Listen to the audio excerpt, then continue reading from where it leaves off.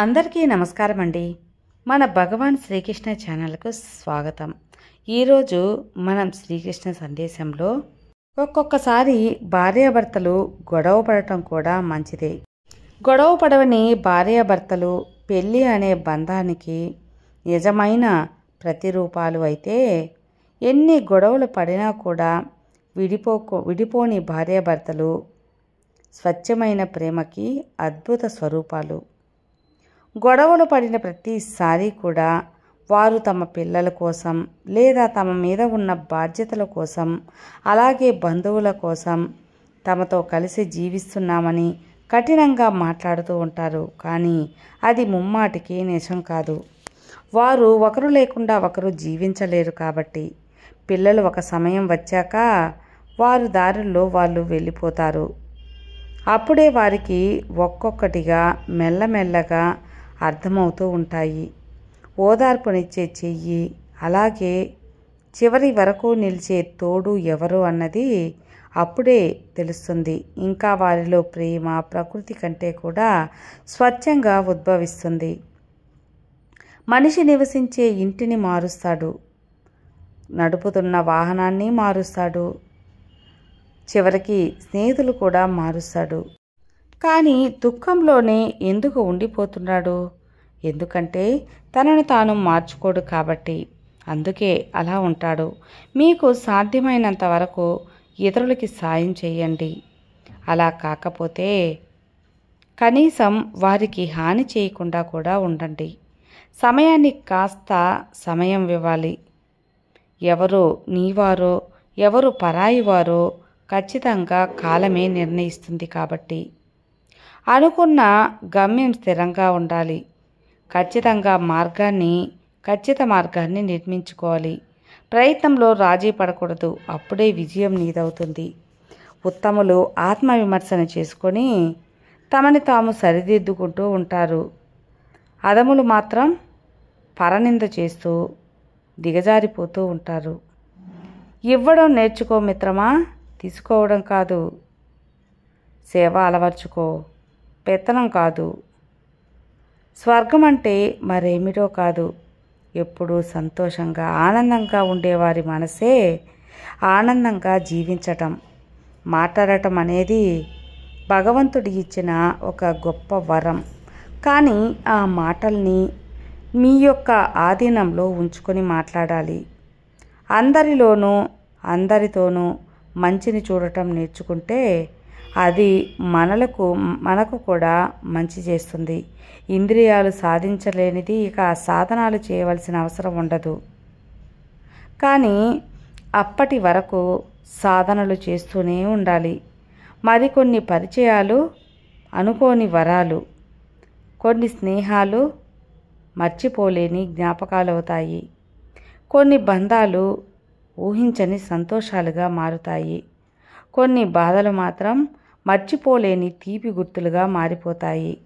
జనం దృష్టిలో మంచి చెప్పినవాడు ఎప్పుడు కూడా చెడ్డవాడే, కానీ చెడు చెప్పినవాడు ఎప్పుడూ మంచివాడైపోతూ ఉంటాడు. ఇదేంటో మరి. ఎలాగంటే కాటు వేసే పాముకే పాలు పోస్తారు, కానీ నీడనిచ్చే చెట్టును మాత్రం నిలవన నరికేస్తారు. నీళ్లు కూడా పొయ్యరు. నమ్మకం అనేది చదవటానికి 3 అక్షరాలు మాత్రమే. కానీ అది సంపాదించటం అంత సులభమేమీ కాదు. ఎందుకంటే అది డబ్బు కంటే విలువైనది. స్నేహం వినడానికి ఒక్క క్షణం చాలు, కానీ మంచి స్నేహం దొరకాలి అంటే ఒక యుగం పడుతుంది. ప్రేమ ఇది వినడానికి బాగానే ఉంటుంది, కానీ అందరి దగ్గర అందరికీ దొరకదు. స్వచ్ఛమైన ప్రేమ దొరకాలంటే అదృష్టం చేసుకుని ఉండాలి. మాట హద్దు దాటితే తప్పు, అలాగే ఖర్చు హద్దు దాటితే అప్పు అయిపోతాము. ఈ రెండూ కూడా మనశ్శాంతిని దూరం చేస్తాయి. అందరూ నీతో ఉన్నప్పుడు భగవంతుని దృష్టి నీపై ఉంటుంది అని అర్థం చేసుకో. అప్పుడు సంతోషంగా ఉండు. అందరూ నీకు దూరమై నువ్వు ఏకాకి అయినప్పుడు మాత్రం ఆ భగవంతుడే నీతో ఉంటాడు అని నమ్మకంతో ఉండు.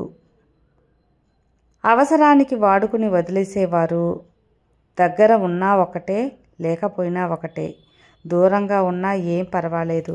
అలాంటి వాళ్ళకి మనం అవసరం ఉన్నప్పుడు మాత్రమే కనిపిస్తాము. కానీ అవసరం తీరిపోయాక గడ్డి పరక కన్నా హీనంగా చూస్తారు. అలాంటి వారికి ఎంత దూరంగా ఉంటే అంత మంచిది. మీరు అంత ప్రశాంతంగా ఉంటారు. గతం అనేది భవిష్యత్తును ముందుకు నడిపేలా ఉండాలి. అలా కాకుండా ప్రస్తుతాన్ని నాశనం చేసేదిగా ఉండకూడదు. మంచి అనేది మీరు చేసే పనుల్లో ఉండాలి, అంతేకాని చెప్పే మాటల్లో ఉండకూడదు.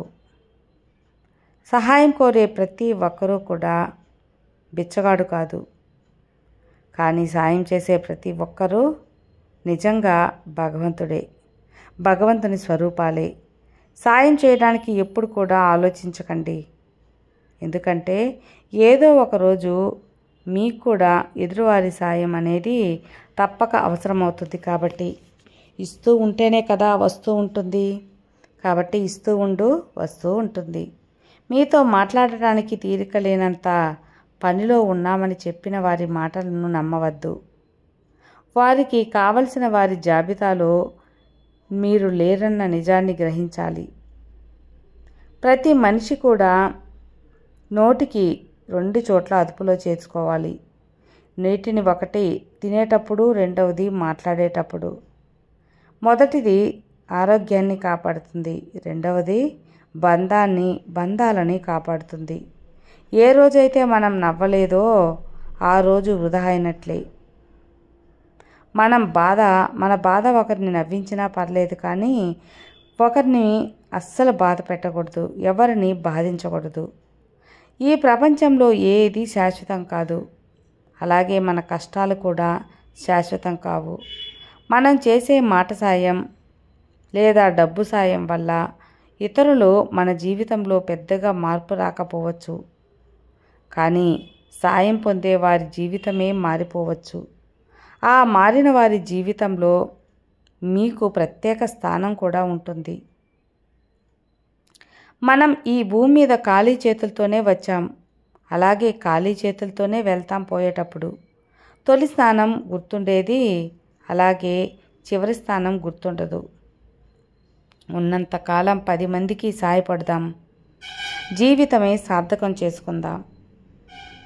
తలుచుకుంటే నీ తలరాత ఇంతే అన్న వాళ్ళు కూడా నీ ముందు తలదించుకునేలా చేయగలిగే సత్తా నీది. అలాంటప్పుడు ఇప్పుడు వచ్చిన కాస్త కష్టానికే తలొంచేస్తే ఎలా? ధైర్యంగా ఉండాలి, జాగ్రత్తగా ఉండాలి. ఈ సమాజం నీతిగా నిజాయితీగా ఉండేవారిని ఎప్పుడూ గౌరవించడం ఎప్పుడో మానేసింది. అవకాశానికి అనుగుణంగా నటిస్తూ బతికే వారిని విలువనిస్తూ గౌరవిస్తుంది. కానీ నువ్వు నిరుపేదవి అనుకోవద్దు. ధనం నిజమైన శక్తి కాదు. బ్రతకడానికి డబ్బు కావాలి, కాదన్ను, కానీ డబ్బే బ్రతుకు అనేది అవ్వకూడదు. మంచితనం, పవిత్రత లేని నిజమైన భక్తి, ధనం లేకపోతే ఈ ప్రపంచం గౌరవించదు. ముమ్మాటికి పొరపాటే. మన ఆత్మాభిమానాన్ని వదిలేసి ధనాన్ని సంపాదించినా అక్కర్లేదు. తాత్కాలికంగా ఆ ధనం సంతోషాన్ని ఇచ్చినా శాశ్వతమైన ఆనందాన్ని ఇవ్వలేదు. ధనం ఉన్న ప్రతి ఒక్కరూ కూడా సంతోషంగా లేరు. ఇక సంతోషం అనేది ధనంతో కూడా రాదులే. నిజమైన సంతోషం తృప్తితో వస్తుంది. ఎటువంటి పరిస్థితుల్లో కూడా రాజీ పడి నీ మనసును వదిలేయవద్దు. దాన్ని వదిలేసిన రోజు నీ యొక్క జీవితం బతికినా మరణించినట్లే. ఈ విషయం గుర్తుంచుకోవాలి. ఇక ధైర్యంగా ఉండాలి. ప్రతి విషయానికి ఆలోచించి నిర్ణయం తీసుకోవాలి. అప్పుడే నువ్వు అనుకున్న లక్ష్యం వైపు నువ్వు అడుగు వేయగలవు. ఈ శ్రీకృష్ణ సందేశం మీకు ఎంతగానో నచ్చి ఉంటుంది అనుకుంటున్నాను. నచ్చితే లైక్ చేయండి, మరికొంతమందికి షేర్ చేయండి. కొత్తగా మన ఛానల్ చూస్తే సబ్స్క్రైబ్ చేసుకోండి. మరో మంచి వీడియోతో మళ్ళీ కలుద్దాం. అంతవరకు సర్వే జనా సుఖినో భవంతు. జై శ్రీకృష్ణ.